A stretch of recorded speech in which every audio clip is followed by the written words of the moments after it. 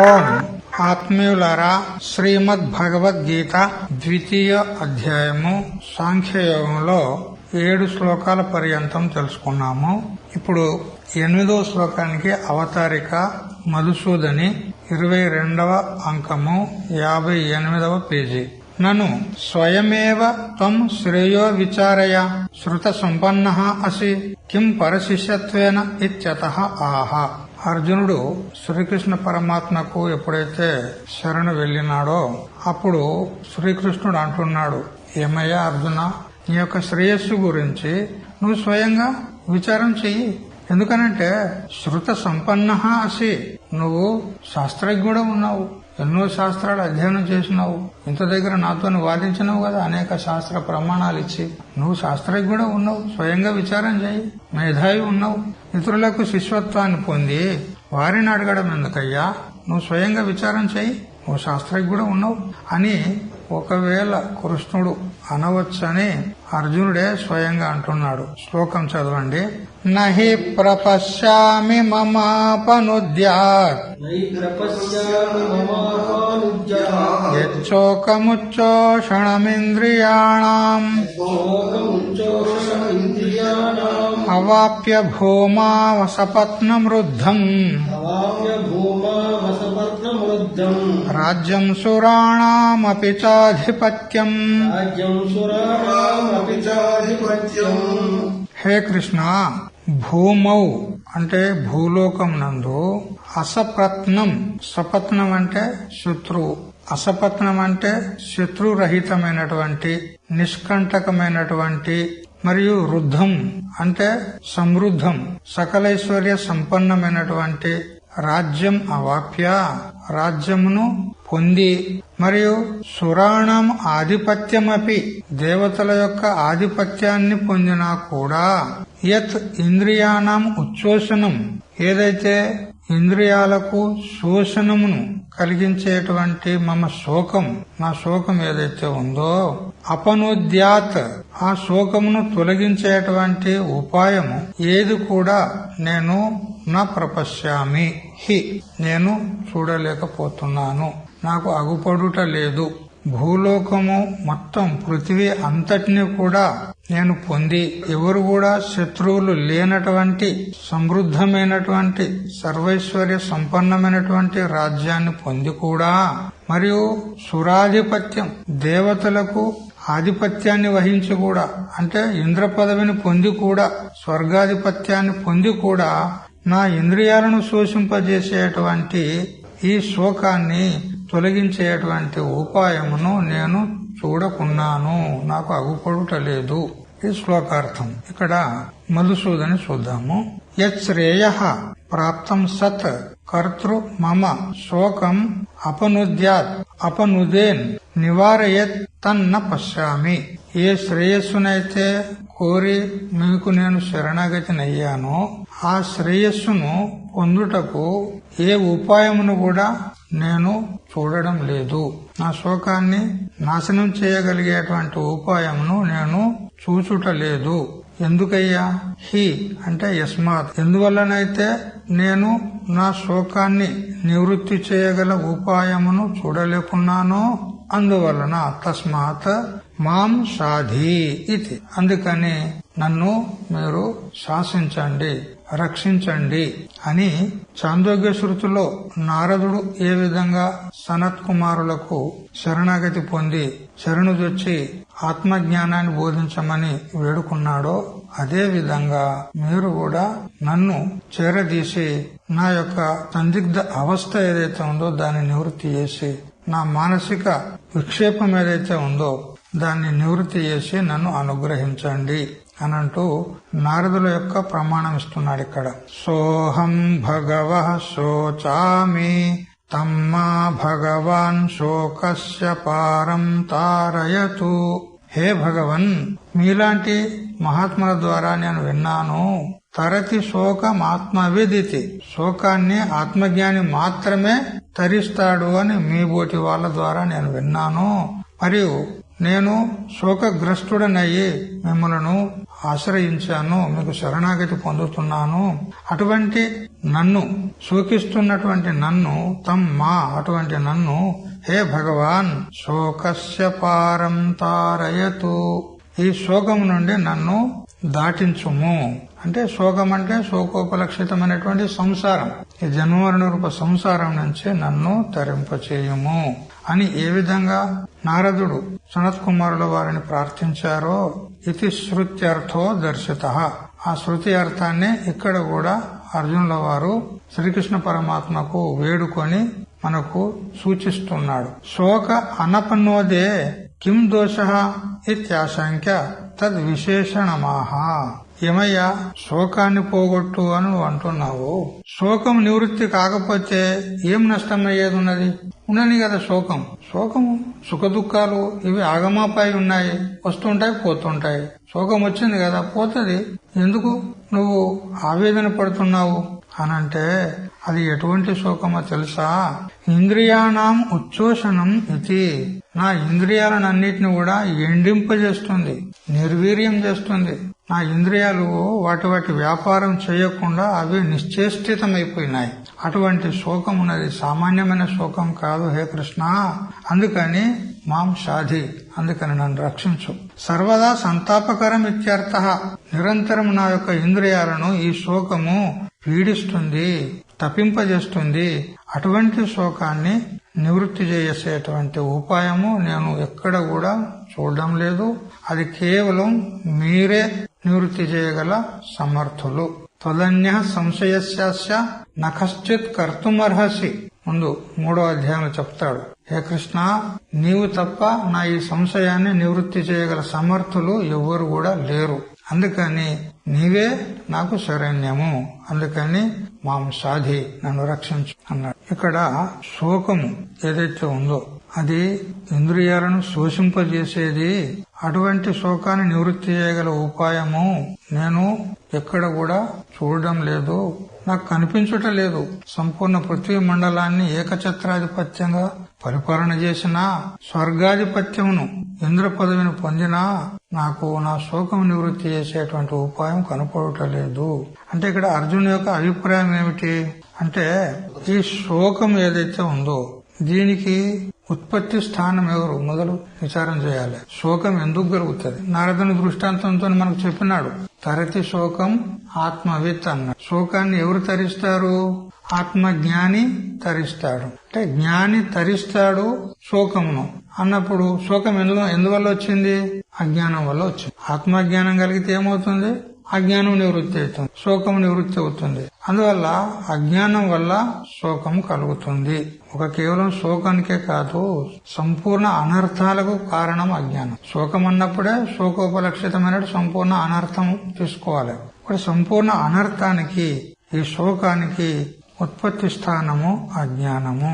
ఎంతవరకు అజ్ఞానము మరి అజ్ఞానకృతమైనటువంటి ద్వైత బుద్ధి ఉంటుందో, ఎంతవరకు బ్రహ్మజ్ఞానం కలగదో, సర్వత్రా ఆత్మనే ఒకటే ఒకటి ఉంది అనేటువంటి సర్వాత్మ భావన మనకు కలగదో, అంతవరకు ఈ శోకము, ఈ భయము, మరి ఈ రెండిటికి కారణమైనటువంటి అజ్ఞానము ఇవి నివృత్తి అవుటకు సంభవం లేదు. అందువల్ల నా శోకము అజ్ఞానజన్యం ఉన్నది కాబట్టి అది ఏ రాజ్య లాభాదుల చేత నివృత్తి అయ్యేది కాదు. ఎందుకంటే అజ్ఞానానికి నివర్తకం ఎవరు? జ్ఞానం. జ్ఞానం అజ్ఞానసేవ నివర్తకత్వాత్ అని అంటూ పంచపాదికలో పద్మపాదాచార్యులు చెప్తారు. జ్ఞానం యొక్క ముఖ్య పని ఏమిటి అని అంటే అజ్ఞానాన్ని నివృత్తి చేయుట, అంతే, ఇంకో పని లేదు దానికి. వెలుతురు యొక్క ముఖ్య ప్రయోజనం ఏమిటి అని అడిగితే సమాధానం ఏంది? చీకటిని పోగొట్టుట. అట్లా జ్ఞానం యొక్క ముఖ్య ప్రయోజనము అజ్ఞానాన్ని నివృత్తి చేయుట. అందువల్ల ఈ శోకము అజ్ఞానజన్యం ఉన్నది కాబట్టి అజ్ఞానము పోకుండా ఈ రాజ్యాధిపత్యం గాని స్వర్గాధిపత్యం గాని ప్రాప్తమైనా కూడా అజ్ఞానం పోదు. అందువల్ల అజ్ఞానం పోవాలంటే కేవలం జ్ఞానమే ఏకైక సాధనము. అందుకని హే కృష్ణ, ఈ శోక నివృత్తికి ఉపాయమైనటువంటి ఆత్మజ్ఞానాన్ని నాకు ఉపదేశించండి అందుకని మిమ్మల్ని నేను శరణు పొందుతున్నాను అని అర్జునుని యొక్క తాత్పర్యం. తర్వాత నన్ను యుద్ధే ప్రయతమానస్య తవ శోక నివృత్తి భవిష్యతి జేస్యసి చేత్ తదా రాజ్యప్రాప్త్యా ద్వావేతో పురుషో లోకే ఇత్యాది ధర్మశాస్త్రాద్ ఇత్యాశంక్య ఆహ అవాప్య ఇత్యాదిన. అప్పుడు కృష్ణుడు ఈ విధంగా అనవచ్చు, ఏమయ్యా నీ శోక నివృత్తి రాజ్యలాభం చేత అయితది కదా. యుద్ధంలో నువ్వు ప్రయత్నం చేసి జయించినట్లయితే శోక నివృత్తి అవుతుంది. ఎందువల్ల అంటే రాజ్యప్రాప్తియా, నీకు రాజ్యప్రాప్తి అవుతుంది, రాజ్యభోగాలు ప్రాప్తమవుతాయి, సుఖాలు ప్రాప్తమవుతాయి. మరి ఎప్పుడైతే భోగాలు సుఖాలు ప్రాప్తమైతాయో శోకం ఉంటుందా? పోతుంది కదా. ఎందుకు చింత చేస్తున్నావు నువ్వు? ఇంతేకాదు ధర్మశాస్త్రం కూడా చెప్పింది ఈ విధంగా, ద్వావిమౌ పురుషో లోకే సూర్యమండల భేదినౌ పరివ్రాడ్యోగయుక్తశ్చ రణే చాభిముఖో హతః. ఇప్పుడు హతో వా ప్రాప్స్యసి స్వర్గం జిత్వా వా భోక్ష్యసే మహిం అని ముందు కూడా చెప్తాడు కృష్ణ పరమాత్మ. ఒకవేళ నువ్వు యుద్ధంలో జయించితివా నీకు రాజ్యలాభం చేత సుఖమే ప్రాప్తమవుతుంది, దుఃఖం ఉండదు, శోకం ఉండదు. ఒకవేళ యుద్ధంలో శత్రువును ఎదిరించి మరణించితివా నీకు స్వర్గం ప్రాప్తి అవుతుంది. సూర్యమండల భేది అంటే సూర్యమండలాన్ని భేదించుకొని నువ్వు స్వర్గానికి చేరుకుంటావు. ప్రమాణం ఉన్నది ధర్మశాస్త్రము, పరాశర స్మృతి. ఈ లోకంలో ఇద్దరు సూర్యమండలాన్ని భేదించుకొని స్వర్గాన్ని చేరుకుంటారు అని చెప్పింది. ఎవరు ఆ ఇద్దరు అంటే, ఒక ఆయనే పరివ్రాజకుడైనటువంటి సన్యాసి, సూర్యమండలాన్ని భేదించుకొని అతడు స్వర్గం పోతాడు. మరొకరు శత్రువులను ఎదిరించి మరణించినటువంటి వాడు, అతడు కూడా స్వర్గానికి పోతాడు. అందువల్ల నువ్వు రాజ్యాన్ని పొందినట్లయితే సుఖాలను అనుభవిస్తావు, శోకం పోతుంది. ఒకవేళ మరణించినావే అనుకో స్వర్గం పోతావు, స్వర్గ సుఖాలు అనుభవిస్తావు. మరి నీకు శోకం ఎక్కడ ఉంటుంది? అందువల్ల శోక నివృత్తి కోసం నన్ను నువ్వు శరణాగతి పొందడం ఏంది, నాకు శిష్యుడు కావడం ఏంది, నీకు ఆత్మజ్ఞానాన్ని బోధించడం ఎందుకు? అందుకని నువ్వు యుద్ధం చెయ్యి అంటాడు. అప్పుడు అన్నాడు, అవాప్య భూమా వసపత్నం వృద్ధం రాజ్యం సురాణం అపిచాధిపత్యం. నేను సంపూర్ణ పృథ్వీ మండలాన్ని ఏకఛత్రాధిపత్యంగా పరిపాలించిన నిష్కంటకమైనటువంటి శత్రురహితమైనటువంటి రాజ్యాన్ని పొందినా మరియు స్వర్గాధిపత్యాన్ని ఇంద్ర పదవిని పొందినా గాని ఈ శోక నివృత్తికి ఉపాయము లేదు. అది కేవలం ఆత్మజ్ఞానం చేతనే నివృత్తి అవుతుంది. ఎందుకు? శోకానికి మూలమెవరు? అజ్ఞానం. అజ్ఞానం పోవాలంటే ఆత్మజ్ఞానమే కావాలి, ఇంకో మార్గం లేదు. తమేవ విదిత్వ అతిమృత్యుమేతి నాణ్య పంత విద్యతే అయనాయ. ఆ పరబ్రహ్మ తత్వాన్ని తెలుసుకుంటేనే గాని ఈ మృత్యువును, ఈ శోకాన్ని దాటుకుదాడు. ఇంకో మార్గం లేదు, ఇంకో ఉపాయం లేదు అని మనకు శృతులు చెప్తున్నాయి. శత్రువర్జితం సస్యాది సంపన్నంచ రాజ్యం తథా సురాణం ఆధిపత్యం హిరణ్య గర్భత్వ పర్యంతం ఐశ్వర్యం అవాప్య స్థితస్యాపి మమ యచ్చోకం అపనుద్యాత్ తన్న పశ్యామి ఇత్యన్వయః. హే కృష్ణ, శత్రువర్జితం, శత్రువులు లేనటువంటి నిష్కంటకమైనటువంటి రాజ్యాన్ని పొందిన, శస్యాది సంపన్నం మరియు సమృద్ధమైనటువంటి రాజ్యం అంటే చక్కగా పచ్చని చేలతో మరి సమృద్ధమైనటువంటి పంటలతో మరి సకల ఐశ్వర్యాలతో కూడినటువంటి రాజ్యాన్ని పొందినప్పటికీ, మరియు సురాధిపత్యం దేవతల యొక్క ఆధిపత్యం అంటే ఇంద్ర పదవిని పొందినప్పటికీ, ఇంతేకాదు హిరణ్య గర్భత్వ పర్యంతం, హిరణ్య గర్భలోకాన్ని కూడా నేను ఆధిపత్యాన్ని వహించినా మామ ఏ శోకమైతే ఉందో, నా యొక్క ఏ శోకమైతే ఉందో దాన్ని నివృత్తి చేయగల ఉపాయము నేను చూచుట లేదు. ఎందుకనంటే ఇప్పుడు మీరు అన్నారు, నువ్వు యుద్ధాన్ని జయించినట్లయితే రాజ్యం పొంది సుఖోపభోగాలు అనుభవిస్తావు, శోక నివృత్తి అవుతుంది కదా. మరి ఒకవేళ మరణించినా గాని స్వర్గభోగాలు అనుభవిస్తావు అని చెప్పావు కదా. ఈ భోగాలన్నీ కూడా క్షణికములే, అనిత్యములే. ఇహలోక సంబంధమైన భోగాలు కావచ్చు, పరలోక సంబంధమైన భోగాలు కావచ్చు. ఇవి ఏవి కూడా శాశ్వతమైనటువంటి భోగాలు కావు, శాశ్వతమైనటువంటి సుఖాన్ని ఇచ్చేటివి కావు, పునరావృత్తి హేతువులే అని ఒక వివేకయుక్తమైనటువంటి చాందోగ్య శృతి ప్రమాణాన్ని ఇస్తున్నాడు. తత్ యథా ఇహ కర్మజితో లోకః క్షీయతే ఏవమేవాముత్ర పుణ్యచితో లోకః క్షీయతే. ఏ విధంగా ఈ లోకంలో కృషి అంటే వ్యవసాయదారులు వాళ్ళు పొలమును సాగు చేసి పంటలు పండిస్తారు. దాని ద్వారా ఏం ప్రాప్తమైతుంది? ధాన్యం ప్రాప్తమైంది. మరి వ్యాపారస్తులు వాళ్ళు వ్యాపారం చేసి ఏం సంపాదిస్తారు? ధనమును సంపాదిస్తారు. ఈ లోకములో కృషి వాణిజ్యాదుల ద్వారా ప్రాప్తమైనటువంటి ధాన్యము ధనము కాలాంతరం లోపల క్షయమైపోతుంది. క్షయశీలములున్నాయి అవన్నీ. ఎందుకు? కర్మజన్యం ఉన్నందువలన. కృషి అనేది కర్మ, ఆ కర్మ చేస్తాడు కాబట్టి ధాన్యం ప్రాప్తమవుతుంది. అది కర్మజన్యం ఉన్నది. మరి వ్యాపారం కూడా ఒక రకమైన కర్మ, ఆ కర్మజన్యం అనేది ధనము, అది కూడా నశించిపోతుంది. కర్మజన్యమైనటువంటి ఈ లోక సంబంధమైనటువంటి ధనధాన్యాదులు ఏ విధంగా నశ్వరములో అదే విధంగా ఏవం ఏవ అమూత్ర పుణ్యజితో లోకహాపి, అదే విధంగా పరలోక సౌఖ్యాలు కూడా అవి కూడా కర్మజన్యంలే కదా. 100 అశ్వమేధ యాగాలు చేస్తే స్వర్గం ప్రాప్తమవుతుంది. లేదా దర్శపూర్ణమాస యాగము లేదా సోమయాగము చేసినట్లయితే స్వర్గం ప్రాప్తమవుతుంది. అంటే ఇప్పుడు స్వర్గము ఎలా ప్రాప్తించింది? కర్మజన్యమే కదా. యాగం చేస్తేనే కదా నీకు స్వర్గం ప్రాప్తమైంది. అది కర్మజన్యం ఉన్నది. మరి ఏ విధంగా ఈ లోకంలో కర్మజన్యమైనటువంటి ధనధాన్యాదులు నశ్వరములో, మరి స్వర్గాదులు కూడా కర్మజన్యమే కాబట్టి అవి కూడా నశ్వరములే, అనిత్యములే. అందుకని బ్రహ్మలోక పర్యంతమైనటువంటి సుఖోపభోగాలు కూడా అన్ని కూడా అనిత్య సుఖాలే, శాశ్వతమైనటువంటి సుఖము కాదు. మరి శోక నివృత్తికి ఉపాయములు కావు. వాటి చేత శోక నివృత్తి ఎన్నటికి కూడా కాదు. శోకం అంటే శోకోపలక్షితమైనటువంటి జన్మవరణ సంసారం. ఈ లోకలోకాంతరాల్లో ఉన్నటువంటి సుఖోపభోగాలన్నీ కూడా పుణ్యం ఉన్నంత వరకే అనుభవిస్తాడు. క్షీణే పుణ్య మర్త్యలోకం విశాంతి ఆ బ్రహ్మ భువనాల్లోకా పునరావర్తనో అర్జున అని చెప్పిన ప్రకారంగా ఇవన్నీ కూడా అనిత్య సుఖాలే. ఎందుకంటే ఒక న్యాయం ఉంది. యత్ కృతకం తద్ అనిత్యం ఇది న్యాయం. ఏది కృతకం అంటే కర్మజన్యం ఉంటుందో అది అనిత్యం ఉంటది. ఇది న్యాయం ఉన్నది. ఏదేది కర్మ సాధ్యం ఉంటుందో కర్మజన్యం ఉంటుందో అది అనిత్య ఫలకమే ఉంటుంది, శాశ్వత ఫలాన్ని ఇవ్వదు. అందువల్ల ఇది అనుమానాత్ ప్రత్యక్షేణ అపి ఐహికానాం వినాశ దర్శనాచ్చ. చూడు, మనం ప్రత్యక్షంగా చూస్తున్నామా లేదా?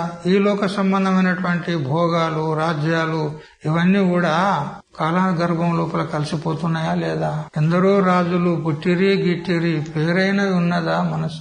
ఎంతో మంది రాజులు చక్రవర్తులు భూమండలాన్ని సంపూర్ణంగా పరిపాలించినటువంటి వాళ్ళు కూడా కాలగర్భంలో కలిసిపోయారు. ఇప్పుడు ఆ రాజ్యాలు లేవు, ఆ రాజులు లేరు. ఉన్నాయా భోగాలు? ఇప్పుడు ఆ రాజులందరూ ఆ రాజవంశీయులందరూ కూడా ఏమయ్యారు? సామాన్య ప్రజలైపోయినారు. రాజవంశీయులు ఉంటారు కదా, ఇప్పటికీ ఉన్నారు, రాజవంశీయులు ఉన్నారు. కానీ వాళ్ళు సామాన్య పౌరులుగానే ఉండిపోయారు. వాళ్ళకు రాజోచితమైనటువంటి భోగాలు ఇవ్వలే ప్రభుత్వం. సామాన్య ప్రజలు అంతే, మీరు పని చేసుకొని బతక అంతే. మరి ఎక్కడ బాయ్ ఆ రాజత్వం, ఆ రాజభోగాలు, ఆ రాజ్యాలు ఎక్కడ బాయ్? నశించిపోయినాయా లేదా? అనిత్యములైనయా లేదా? చూస్తూ ఉండగానే ప్రత్యక్షంగా నశించిపోతున్నాయి. మరి వాటి ద్వారా నాకు శాశ్వతమైనటువంటి సుఖము, శోక నివృత్తి ఎలా ప్రాప్తమవుతుంది? ప్రత్యక్షేణ ఐహికానం వినాశ దర్శనాత్. ప్రత్యక్షంగా ఈ లోక సంబంధమైనటువంటి భోగాలు నాశనం అయిపోతుండగా మనం చూస్తూనే ఉన్నాము. నా ఐహిక ఆముత్రిక అపి. చూడు, కేవలం ఈ లోక సంబంధమైన భోగాలే కాదు, ఆముత్రికం అంటే పరలోక సంబంధమైనటువంటి భోగాలు కూడా శోక నివర్తక. కింటు స్వసత్తా కాలే అపి భోగ పారతంత్ర్యాదిన వినాశకాలే అపి విచ్ఛేదాత్ శోకజనక ఏవ ఇతి న యుద్ధం శోక నివృత్తయే అనుష్ఠేయమిత్యర్థ. పరలోక సంబంధమైనటువంటి భోగాలు కూడా పుణ్యం క్షీణించిన తర్వాత అవి కూడా నశించిపోతున్నాయి. అందువల్ల ఈ భోగాలు ఏవి కూడా ఇహలోక సంబంధమైన భోగాలు కావచ్చు, పరలోక సంబంధమైనటువంటి భోగాలు కావచ్చు, ఏవి కూడా నా శోక నివృత్తికి ఉపాయాలు మాత్రము కావు. ఇంతేకాదు స్వసత్తా కాలే అపి భోగ పారతంత్ర్యాదిన వినాశకాలే అపి. చూడు, ఆ భోగాలను అనుభవిస్తున్న కాలంలో కూడా, ఆ భోగాల యొక్క విద్యమాన కాలంలో కూడా జీవుడు పరతంత్రుడే.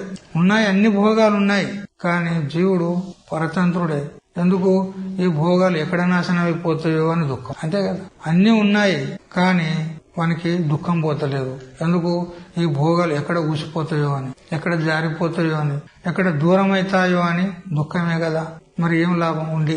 భర్తృహరి అంటారు వైరాగ్య శతకం లోపల, భోగే రోగ భయం కులే చ్యుతి భయం పిత్తే నృపాలాద్ భయం మౌనే దైన్య భయం బలే రిపు భయం రూపే జరాయా భయం శాస్త్రే వాద భయం గుణే ఖల భయం కాయే కృతాంతాద్ భయం సర్వం వస్తు భయాన్వితం భువి నృణాం వైరాగ్యమేవా భయం.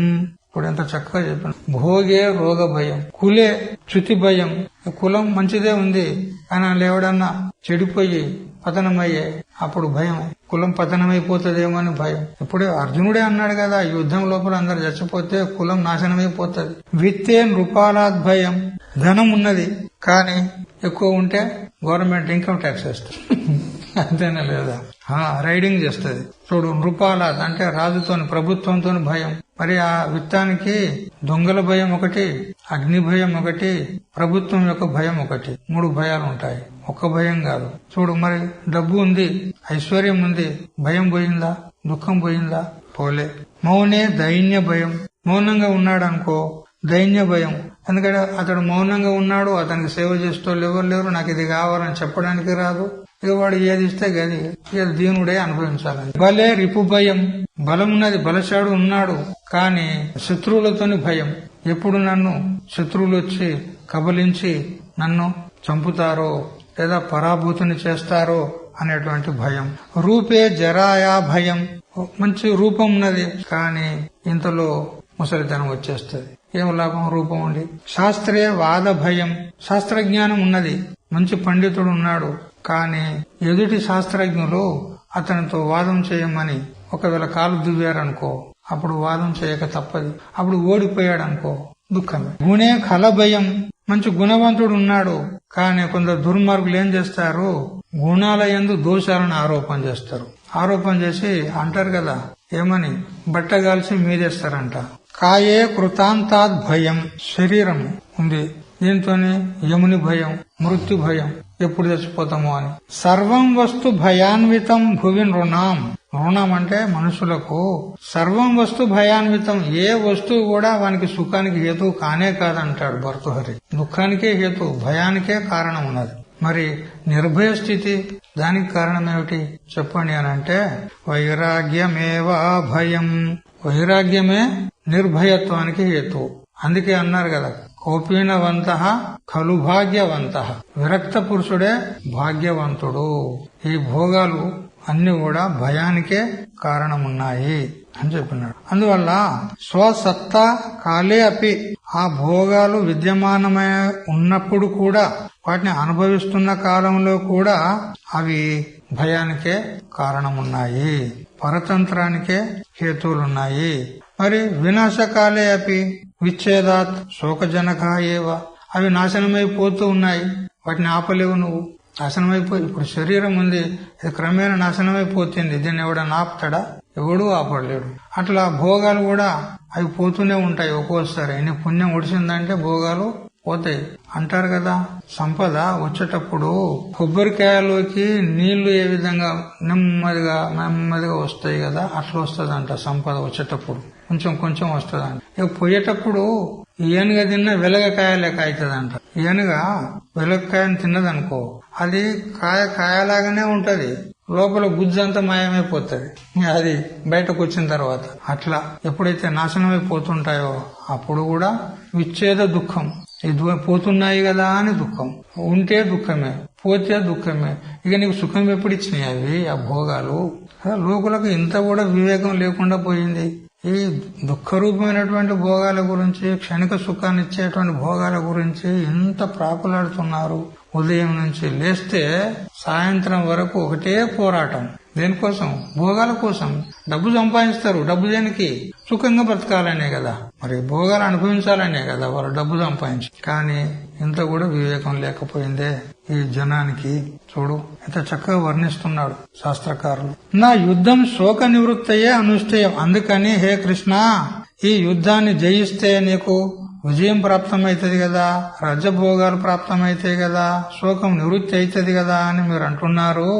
ఈ యుద్ధము శోక నివృత్తికి హేతువు కాదు. అందుకని యుద్ధమును చేయుట, అనుష్ఠించుట ఉచితము కాదు, శోక నివృత్తికి ఉపాయం కాదు. అందుకని నా యుద్ధం శోక నివృత్తియే అనుష్ఠేయం. ఈ యుద్ధమును శోక నివృత్తి కోసము చెయ్యమని మీరు అంటున్నారే, అది ఉచితం కాదు. ఎందుకు? శోక నివృత్తికి కారణం కానే కాదు, అది ఉపాయం కానే కాదు. అది ఏతేనా ఇహాముత్ర భోగ విరాగో అధికారి విశేషణత్వేన దర్శిత. మళ్ళొకసారి గుర్తు చేస్తున్నాడు మధుసూన సరస్వతి. చూడు, ఇప్పుడు ఈ శ్లోకం ద్వారా మనకు స్పష్టమవుతుంది ఏమనంటే, ఈ లోక సంబంధమైన పరలోక సంబంధమైనటువంటి భోగాలు ఇవి దుఃఖం దూరం చేసేటి కానే కావు, శోక నివృత్తికి హేతువులు కానే కావు. అందుకని ఇవి నాకు ఏవి అక్కర్లేదు అన్నాడు. అంటే ఏమన్నట్టు? పరిపూర్ణమైనటువంటి వైరాగ్య సంపన్నుడే ఉన్నాడు ఇప్పుడు అర్జునుడు. ఎందుకంటే అధికారికి కావలసినటువంటిది ప్రధానమైనదని వైరాగ్యం. వైరాగ్యం లేకపోతే వాడు ఏం సాధన చేయలేడు, జ్ఞానం కలగడానికి అవకాశం లేదు. ఎప్పుడైతే ప్రపంచం నుంచి విముఖుడవుతాడో అప్పుడే అతడు ఆత్మజ్ఞానానికి అధికారి అవుతాడు. ఎంతవరకు ప్రపంచం నందు ఏ లేశమాత్రమైనా గాని ఆసక్తి, కోరిక, ప్రవృత్తి ఉందనుకో, అతడు ఆత్మజ్ఞానానికి అధికారి కాదు. అందువల్ల ఈ శ్లోకం ద్వారా మనకు దృఢ వైరాగ్యము కలిగింది అర్జునునికి అని మనకు తెలుసు. తర్వాత 9వ శ్లోకానికి అవతారిక. తదనంతరం అర్జున కిం కృతవాన్ ఇది ధృతరాష్ట్ర ఆకాంక్షాయాం. ఇప్పుడు ధృతరాష్ట్రుని కదా యుద్ధం చేయనంటే మొండికేసి కూకున్నాడు కదా. ఇక అప్పుడు అతనికి, ఆ ధృతరాష్ట్రునికి లోలోన ఎంత ఆనందం కలుగుతుందంటే, ఆహా, ఇక నా కొడుకులకు జయము నిశ్చితం, తథ్యం అనుకొని, ఆ తర్వాత ఏమైంది, ఇంకేమైంది చెప్పు ఏ సంజయ అని ఈ విధంగా అతని యొక్క ఆకాంక్ష ఏదైతే ఉందో అది కలిగినప్పుడు సంజయుడు అంటున్నాడు. చదవండి. సంజయ ఉవాచ ఏవముక్త్వా ఋషికేశం గుడాకేశః పరంతపః నయోచ్య ఇతి గోవిందం ఉక్త్వా తూష్ణీం బభూవః. ఏవం, ఈ ప్రకారంగా అంటే ఇప్పుడు మొదటి నుంచి ఇంత దగ్గర ఈ విధంగా అర్జునుడు 2 సేనల మధ్యలోకి తీసుకెళ్ళు, నేను ఎవరెవరితో యుద్ధం చేయాలో నేను చూడాలి అని కృష్ణుడితోనంటే, కృష్ణుడు సరిగ్గా 2 సేనల మధ్యలో భీష్మ ద్రోణాదులు ఎక్కడైతే నిలబడ్డారో అక్కడికి తీసుకెళ్లి నిలబెడితే వారిని చూడగానే అర్జునునికి మోహం కలిగింది, శోకం కలిగింది. దాని చేత నేను యుద్ధం చేయనని అనేక రకాలుగా కృష్ణునితోని వాదించి చివరికి నేను యుద్ధం చెయ్యనంటే చెయ్యను అని ఋషికేశం ఎవరికి చెప్పిండు? ఋషికేశునికి, గోవిందునికి ఈ విధంగా చెప్పి, గుడాకేశుడు మరి పరంతపుడు అయినటువంటి అర్జునుడు. గుడాకేశుడు అంటే నిద్రను జయించిన వాడు, ఆలస్యాన్ని, సోమరితనాన్ని జయించినటువంటి వాడు. పరంతపుడు అనంటే శత్రువులను తప్పింపజేసేటువంటి వాడు. అటువంటి అర్జునుడు నా యోచ్చే, నేను యుద్ధం చెయ్యను అన్నాడు. ఇంత దగ్గరనేమో యుద్ధము అధర్మము, ఇది ఉచితము కాదు, యుద్ధము చేయుటే మంచిది కాదు ఇది అన్నాడు.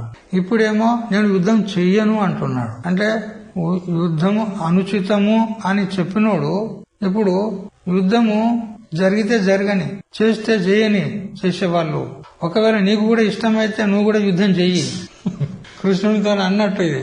ఒకవేళ నీకు అధర్మాన్ని చూడలేకపోతే నువ్వు చెయ్యి, నువ్వు చేసుకో, కానీ నేను చెయ్య అంటాడు. అంటే యుద్ధం చేసేదే ఒకవేళ అనివార్యము, ఇది ఉచితమే, ఇది ధర్మయుద్ధమే అని ఒకవేళ మీకు అనిపిస్తే నువ్వు చెయ్యి యుద్ధం, కానీ నేను చెయ్య అంటాడు. ఎందుకంటే ఇక్కడ శ్రీకృష్ణుని యొక్క అభిప్రాయం కూడా ఏముంది అనంటే ధర్మాన్ని రక్షించేది ఉంది. ఎందుకంటే అవతార విశేషం యొక్క ముఖ్య ప్రయోజనమే అది కదా. అధర్మాన్ని రూపుమాపి ధర్మాన్ని రక్షించి మరి సాధువులను రక్షించడము, దుష్టులను శిక్షించడము అనేదే అవతార విశేషం యొక్క ముఖ్య ప్రయోజనం. కృష్ణునికి కూడా యుద్ధం జరగాలనే ఉంది. అందుకని నీకు అట్లాంటి అభిప్రాయం ఉంటే నువ్వు చెయ్యి, యుద్ధం చెయ్యి అంటాడు. కానీ నేను చెయ్యను, నా యోచ్చే, నేను చెయ్యను. ఇది తూష్ణీం బభూవః.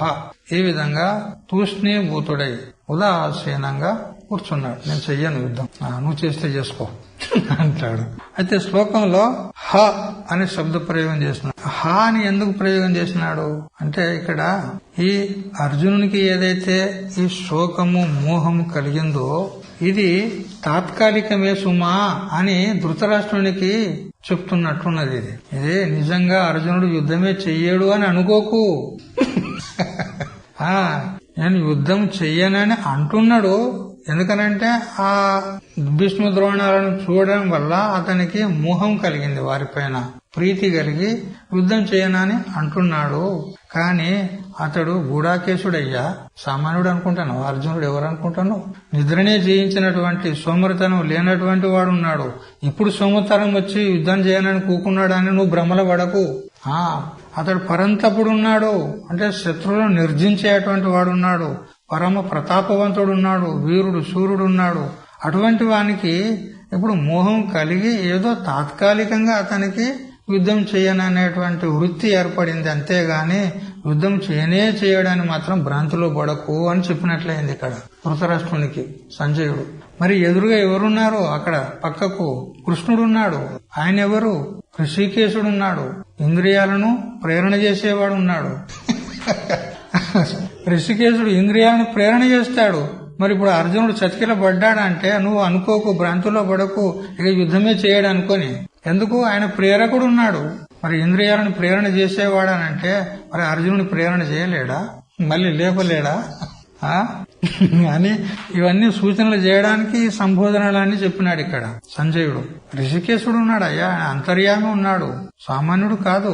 మరియు గోవిందుడు ఉన్నాడు. ఆయనే ఎందుకు? సర్వజ్ఞుడు ఉన్నాడు. ఆయన సర్వం తెలుసు అతనికి. ఎప్పుడు ఎక్కడ ఎవరితోని ఏం చేయించాలో అతనికి తెలుసు. అదంతా వ్యాఖ్యానం ఇప్పుడు మనకు టీకాలో వస్తుంది. సరే, ఈ విధంగా అర్జునుడు శ్రీకృష్ణుతోని అని తూష్ణీంభూతుడై ఉదాసీనుడై యుద్ధం చేయనని నా యోచ్చే, నేను యుద్ధం చెయ్యను అని కూర్చున్నాడు అని శ్లోకార్థం తెలుసుకున్నాం. ఇప్పుడు మధుసూదని టీకా. గూఢాకేశ, గూఢాకేశుడు అంటే ఇంతకు ముందుగా అనేక అర్థాలు తెలుసుకున్నాం మనం. ముఖ్యంగా ఇక్కడ జిత ఆలస్య, ఆలస్యమును అంటే సోమర్తనాన్ని జయించినటువంటి వాడు అర్జునుడు, అంటే సామాన్యుడు కాదు. మరి పరంతపః అంటే శత్రుతాపన, శత్రువులను తప్పింపజేసేటువంటి వాడు, శత్రువులను పీడించేవాడు, శత్రువులను నిర్జించేటువంటి సమర్థుడు ఎవరు? అర్జున. అటువంటి అర్జునుడు ఋషికేశుణ్ణి ఈ విధంగా చెప్పి ఊరకున్నాడు అని అన్నాడు కదా. ఋషికేశుడు అంటే ఎవరికన్నారంటే సర్వేంద్రియ ప్రవర్తకత్వేన అంతర్యామినం, సకల ఇంద్రియాలను ప్రేరేపించేటువంటి అంతర్యామి ఉన్నాడు ఋషికేశి. ఎవరనుకుంటున్నావు నువ్వు? మరియు గోవిందుడు ఉన్నాడు కృష్ణుడు. గోవిందుడు అంటే గాం అంటే వేద లక్షణం వాణి. వేదం అంటే శబ్దరాశి, వాణి. ఆ వేద రూపమైనటువంటి వాణిని విందతి, అతడు ఎరిగినవాడు, వేద జ్ఞాని. సంపూర్ణ వేదాన్ని తెలిసినవాడు ఉన్నాడు అతడు. ఎందుకంటే వేదానికి ప్రవర్తకుడే తానున్నాడు స్వయంగా. వేదాలను రచించిందే అతడు, వేదాలను ప్రకటన చేసిందే అతడు. అస్య మహతో భూతస్య నిశ్వసతం ఏతద్ ఋగ్వేదాదేహే అని చెప్పిన ప్రకారంగా ఆ పరమాత్మ నుంచే వేదాలన్నీ కూడా వెలువడినాయి. మరి వేదాలను ప్రకటన చేసింది ఎవరు? పరమాత్మ. అతడే సాక్షాత్తుగా ఎదురుగా ఉన్నాడు గోవిందుడు. అందువల్ల సర్వ వేద ఉపాదానత్వేన సర్వజ్ఞం ఆదౌ ఏవ సర్వజ్ఞుడు అని ఈ గోవిందుడు అనే శబ్దం చేత మనకు ద్యోతితమవుతుంది. ఎందుకు? సకల వేదాలను ఎరిగిన వాడు ఎవరుంటారు చెప్పండి? సర్వజ్ఞుడు ఉంటాడా లేదా? ఈ విషయంలో వ్యాస భగవానుడు బ్రహ్మసూత్రాల్లో శాస్త్రయోనిత్వాత్ అనే సూత్రాన్ని ప్రవృత్తం చేసినాడు. 3వ సూత్రం. శాస్త్రస్య యోనిహి శాస్త్రయోనిహి, ఇదొక ఉత్పత్తి తీసినారు మహాత్ములు. శాస్త్రం యోనిహి యస్య స శాస్త్రయోనిహి, శాస్త్రమే ఎవరికి యోనియో కారణము, అంటే పరమాత్మను సిద్ధి చేయడానికి శాస్త్రమే కారణము. తస్మాత్ శాస్త్రం ప్రమాణంతే అని చెప్పిన ప్రకారంగా మరి వేదైశ్చ సర్వైః అహమేవ వేద్యః అని భగవద్గీతలో 15వ అధ్యాయంలో చెప్తాడు కదా. మరి తంతు ఔపనిషదం పురుషం పృచ్ఛామి అని అంటూ వేదంలో కూడా చెప్పబడింది.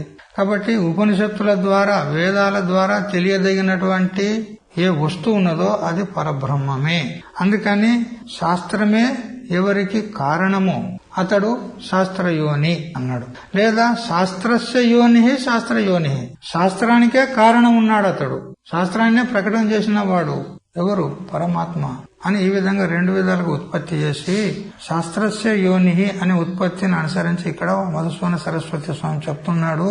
గోవిందుడు అంటే గో అంటే వేదం, శబ్దరూప వేదము. దాన్ని విందతి అంటే ఎరిగినవాడు, తెలిసినవాడు అంటే సర్వజ్ఞుడు అని చెప్పినట్లయింది. మరి సకల వేదాలను ఉత్పన్నం చేసి ఈ సంపూర్ణ జగత్తుకే తాను ఉపాదాన కారణమైనాడు. వేదాలను ఉత్పన్నం చేసింది తానే, మరి జగత్తును కూడా ఉత్పన్నం చేసింది తానే. జగత్తుకంతటికి ఉపాదాన కారణం తానే. జన్మాద్యశయత అంటూ బ్రహ్మసూత్రం రెండో సూత్రం. అస్య అంటే ఈ దృశ్యమాన ఈ జగత్ ఏదైతే ఉందో దీనికి జన్మాది అంటే జన్మ మొదలుకొని అన్నాడు. జన్మ, స్థితి మరియు భంగం అంటే నాశనం, ఉత్పత్తి, స్థితి, ప్రళయం.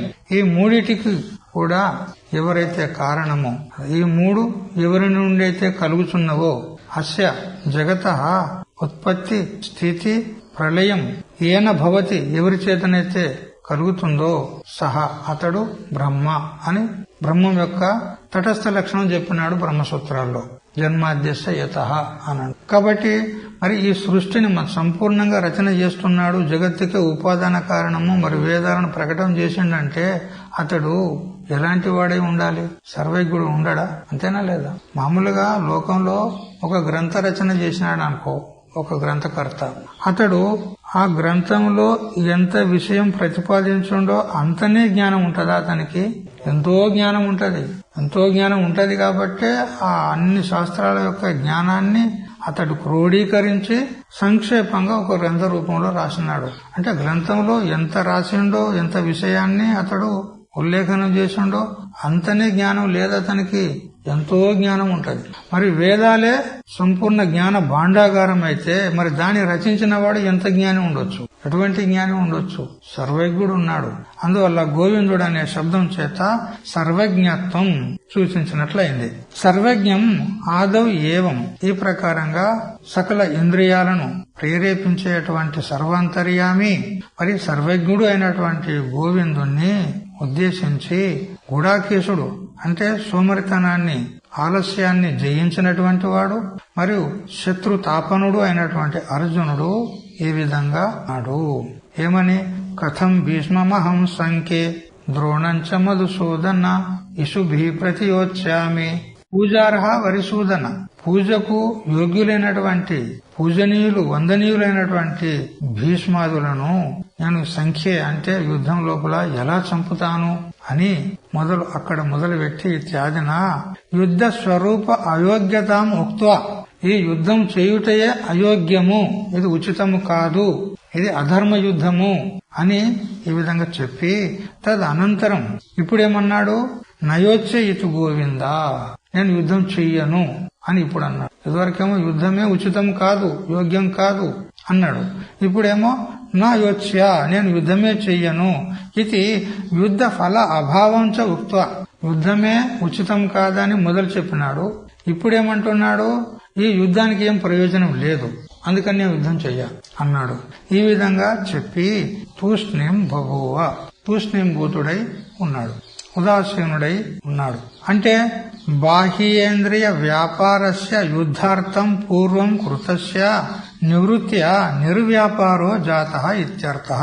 తూష్ణీం బభూవ అంటే ఏమైనట్టు? మొట్టమొదలేమో యుద్ధం చేస్తా అని వీరునిలాగా, సూర్యునిలాగా వచ్చి యుద్ధంలో నిలబడ్డాడు. యుద్ధం చేస్తాను వచ్చిండు. యుద్ధ వ్యాపారం బాహ్యేంద్రియాల చేత అవుతుంది, చేతుల ద్వారా. మరి దృష్టి, కన్నులు చూస్తూ ఉంటాయి, ఎవరు ఎదురుగా ఉన్నారు, ఎవరితో యుద్ధం చేయాలి అని. ఇట్లా బాహ్యేంద్రియ వ్యాపారయుక్తమైనటువంటి యుద్ధం చేస్తానని వచ్చినటువంటి అర్జునుడు ఇప్పుడు ఆ బాహ్యేంద్రియ వ్యాపారాలన్నీ కూడా నిర్వ్యాపారం అయిపోయినాయి, చతికిల పడిపోయినాయి అన్నాడు కదా. ఏమన్నాడు? నా ఇంద్రియాలన్నీ కూడా అవి వికలత్వాన్ని పొందుతున్నాయి, శోషింపబడుతున్నాయి, నా నాలుక ఎండిపోతుంది, నా గాంధీవం జారిపోతుంది అన్నాడు. ఇప్పుడు ఏమైంది? బాహ్యేంద్రియ వ్యాపారం అంతా కూడా నిర్వ్యాపారమైంది, అంటే ఉడిగిపోయింది, చతికిల పడిపోయినాడు, నిర్వ్యాపారుడైపోయినాడు. అని చెప్పినాడు. స్వభావతః కాని హే ధృతరాష్ట్ర, నువ్వు ఇట్లా అనుకోకు. అర్జునుడు చతికిల పడిపోయినాడు, ఇక యుద్ధం చేయనా అని కూర్చున్నాడు, ఇక యుద్ధం జరగదు, నా కుమారులకు విజయం తథ్యము అని భ్రాంతిలో పడకు సుమ్మా అంటాడు. ఎందుకంటే స్వభావతః జిత ఆలస్యే, స్వాభావికంగా అర్జునుడు ఎటువంటి వాడు, సోమరితనాన్ని జయించినటువంటి వాడు. గూఢాకేశుడు ఉన్నాడు, నిద్రను జయించిన వాడు, సోమరితనాన్ని జయించిన వాడు స్వాభావికంగా. మరియు సర్వశత్రు తాపనే, సర్వశత్రువులను తప్పింపజేసేటువంటి వాడు ఉన్నాడు. అయినా కూడా తాత్కాలికంగా వైరాగ్యం వచ్చేసింది అతను. అంత మాత్రం చేత ఇక యుద్ధమే చేయడానికి మాత్రం అనుకోకు. తస్మిన్ ఆగంతుకం ఆలస్య అతాపకత్వంచ, నిద్రని జయించినవాడు, ఆలస్యాన్ని జయించినవాడు, శత్రుతాపనుడు, అటువంటి వాడు అయినా కూడా ఆగంతుకమైనటువంటి సోమరితనం వచ్చింది. ఇప్పుడు ఆగంతుక అతాపకత్వం వచ్చింది. నా ఆస్పదం ఆదాస్యతి ఇది ద్యోతయితం హ శబ్ద. కాబట్టి ఇంత మాత్రం చేత అతడు ఇక యుద్ధం చెయ్యడు అని మాత్రము నువ్వు భ్రాంతిలో పడకు అని ధృతరాష్ట్రునికి కొంచెం సావధానం చేయడానికి శ్లోకంలో చివరలో హా శబ్దం ప్రయోగం చేస్తుంది సంజయుడు. ఇది సూచించడానికి ఇక్కడ గోవింద అనే పదం ఉంది, దాని చేత టిప్పంలో ఇచ్చినాడు. ఇక్కడ గోవింద పదసే భగవాన్ కా సర్వజ్ఞత్వ సిద్ధ హై. గోవింద పదం చేత శ్రీకృష్ణ భగవానుడు సర్వజ్ఞుడు అని సిద్ధమవుతుంది. ఎందుకు అంటే గో అనగా వేద రూప వాణి, శబ్దరాశి వేదం. కాబట్టి గో అంటే వేద రూప వాణి. ఆ వేదాలకు ప్రకటన చేసిన వాడు భగవంతుడు స్వయంగా తాను. ఉపాదాన కారణం ఉన్నాడు. దానికి ప్రమాణం ఏమిటి? శాస్త్రయోనిత్వాత్ అని బ్రహ్మసూత్రం. మరియు అదే వేదంలో అస్య మహతో భూతస్య నిస్వస్తమేత ఋగ్వేదాదేహే అని చెప్పిన ప్రకారంగా ఈ శాస్త్రాలకు అతడు ఉపాదాన కారణం ఉన్నాడు. మరి ఇంతేకాదు సృష్టి స్థితి లయాలకు కూడా అతడు కారణం ఉన్నాడు. జన్మాద్యశయతః అని బ్రహ్మసూత్రం 2వ సూత్రం చెప్తుంది.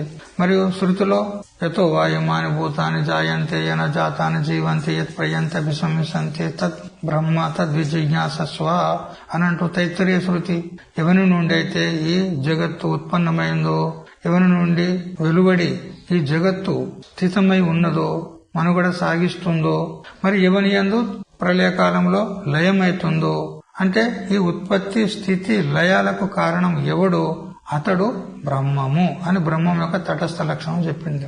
వేదాది అంటే వేదము ఆది శబ్దం చేత సకల శాస్త్రాలన్నీ కూడా ఏవైతే ఉన్నాయో వాటన్నిటికీ కూడా కారణం ఉన్నాడు. అందుకే అతడు జగజ్జన్మాది కారణం కూడా ఉన్నాడు. కాబట్టి ఇక్కడ మధుసూదన సరస్వతి ఏం చెప్పదలుచుకున్నాడు? గోవిందుడు అనే శబ్దం చేత, గోవింద పదం చేత సర్వజ్ఞుడున్నాడు శ్రీకృష్ణుడు అని సిద్ధి చేసి, మరి వేదాలకు ఉపాదాన కారణం ఉన్నాడు, జగత్తుకు కూడా ఉపాదాన కారణం ఉన్నాడు అని సూచించాడు. ఇక్కడ అదే విషయాన్ని బాదరైనాచార్యుడు వేదవ్యాస భగవానుడు కూడా వేదాంత సూత్రాలు బ్రహ్మసూత్రాల్లో జన్మాద్యశయతః మరియు శాస్త్ర యోనిత్వాత్ అనే సూత్రాల చేత పరమాత్మ వేదాలకు జగత్తుకు ఉపాదాన కారణం అని సూచించున్నాడు. అదే విషయాన్ని ఇక్కడ కూడా మధుసూదన సరస్వతి ఋషికేశుడు గోవిందుడు అనే శబ్దాల చేత భగవంతుడు సర్వజ్ఞుడు ఉన్నాడు, మరియు సర్వశక్తిమంతుడు కూడా ఉన్నాడు. ఎందుకంటే ఋషికేశుడు అంటే ఇంద్రియాలకు ప్రేరకుడు ఉన్నాడు, అంతర్యామి ఉన్నాడు. అంతర్యామి ఉండి సర్వశక్తిమంతుడయి ఈ ఇంద్రియాలకు కూడా శక్తినిచ్చి ప్రేరేపించి మళ్ళీ అర్జునుడిని ఉద్యుక్తుని చేస్తాడు. మళ్ళీ చెయ్యి, యుద్ధం చెయ్యి, లే అంటాడు, లేపుతాడు. నువ్వు అనుకోకు యుద్ధం చేయడని అని ధృతరాష్ట్రునికి హెచ్చరిక చేసినట్లున్నది. ఇక్కడ అర్జునునికి గూఢాకేశుడు మరి పరంతపుడు అని చెప్పడంలో అతడు సామాన్యుడు కాదు, ఆలస్యాన్ని జయించినవాడు, మరియు శత్రువులకు సంతాపం కలిగించేటువంటి వాడు అని చెప్పి సర్వసమర్థుడు అని చెప్పినట్లయింది. అయితే శాస్త్రాల్లో కారణం ఏదైతే ఉంటుందో అది 2 రకాలుగా ఉంటది అని ఈ విషయం అద్వైత సిద్ధిలో వచ్చింది. అన్యత్ర మాకెక్కడ కనపడలేదు. ప్రస్థానత్రయంలో గాని ఇంకా వేరే వేరే వేదాంత గ్రంథాల్లో గాని ఈ విషయం మాకు కనపడలేదు. అద్వైత సిద్ధిలో మేము చూసాం. అధ్యయనం చేస్తున్న కాలంలో కారణము 2 రకాలుగా ఉంటుంది. ఫలోపదాయకత రూప కారణత ఒకటి, స్వరూప యోగ్యత రూప కారణత ఇది రెండవది. అంటే ఏమిటి అంటే చూడండి, ఒక కుండను తయారు చేయాలంటే కులాలుడు ఒక దండను స్వీకరిస్తాడు, పొడుగాటి కర్రను. ఆ కర్రను తీసుకొని చక్రాన్ని తింపితేనే గాని కుండ తయారైతుంది. అయితే ఇప్పుడు ఆ చక్రాన్ని తింపుతున్నటువంటి కర్ర ఏదైతే ఉందో అది సాక్షాత్తుగా ఇప్పుడు ఘటము అనేటువంటి ఫలాన్ని ఉత్పన్నం చేయడానికి కారణం ఉన్నది. దానిలో ఫలోపదాయకత రూప కారణత్వం ఉంది. ఆ చక్రానికి దండను ఉంచి చక్రాన్ని తింపి ఘటాన్ని తయారు చేశాడు. ఇప్పుడు ఘటం అనేటువంటి కార్యం, ఘటం అనేటువంటి ఫలం, ప్రయోజనము ఉత్పన్నం చేయడానికి కారణమైంది దండం. దండం అంటే పొడుగటి కర్ర, అది ఫలోపదాయకత రూప కారణత్వం. ఇది ఇప్పుడు ఈ చక్రానికి ఉపయోగించినటువంటి కర్రలో ఆ కారణత్వం ఉంది. ఇంకొక కర్ర అది ఇంట్లో ఒక మూలకు పెట్టాడు, అది ఇంకా చక్రం దగ్గరికి తీసుకురాలే, ఇంట్లో ఒక మూలకు ఉంది. ఇప్పుడు దానిలో కుండను తయారు చేసేటువంటి కారణత ఉందంటారా లేదంటారా? ఆ కర్రలో ఉంటుంది. కాకపోతే ఇప్పుడు అది ఫలోపదాయక కారణత్వం లేదు, దానిలో స్వరూప యోగ్యత రూప కారణత్వం ఉంది అక్కడ. అంటే ఏనకైనా ప్రకారైన కార్యాన్ని ఉత్పన్నం చేసే సామర్థ్యం దండలో ఉంది. అది సాక్షాత్తుగా ఎదురుగా ఉన్నటువంటి ఫలోపదాయక కారణత్వంలో మరియు స్వరూప యోగ్యత రూప కారణత్వంలో రెండిట్లో కూడా అది ఉపకరిస్తుంది దండ. అందుకని ఆ దండలో రెండు విధాల కారణత ఉంది. అదే విధంగా అర్జునుని యందు కూడా ఈ యుద్ధ రూప కార్యాన్ని చేయుటకు స్వరూప యోగ్యత రూప కారణత్వం ఉంది, మరి ఫలోపదాయకత రూప కారణత్వం కూడా ఉంది. ఎందుకనంటే ఆలస్యాన్ని జయించిన వాడు మరి సర్వశత్రువులను తప్పింపజేసేవాడు కాబట్టి అటువంటి అర్జునులో రెండు విధాల కారణత్వం ఉంది. అంటే నువ్వు అనుకుంటున్నావు ఇప్పుడు యుద్ధం చేయకుండా చతికిల పడ్డాడు అని అనుకుంటున్నావు, కానీ ఇప్పుడు ఆయన ఎట్లున్నాడు అనంటే మూలకు పెట్టిన కర్రలాగా ఉన్నాడు. ఇప్పుడు మూలకు కర్ర పెడితే దానిలో కారణత్వం ఉంది, కానీ ఇప్పుడు ఉపయోగించడం లే. అట్లా ఇప్పుడు అర్జునుడు రథంలో కూర్చున్నాడు ఆ మూలకు పెట్టిన కర్రలాగా, కానీ లేస్తాడు మళ్ళా. ఫలోపదాయకత్వం కూడా అతనిలో ఉంది, లేస్తాడు. ఎందుకంటే అతడు ఆలస్యాన్ని జయించిన వాడు, శత్రువులను సంతప్తులను చేసేటువంటి వాడు, శత్రుతాపనుడు ఉన్నాడు. అందువల్ల ఇంత మాత్రం చేత అతడు యుద్ధం చేయడని, నా కుమారులకే విజయం ప్రాప్తం వస్తుందని భ్రమలో పడకు అని హెచ్చరిక చేసినట్లుంది ఇక్కడ.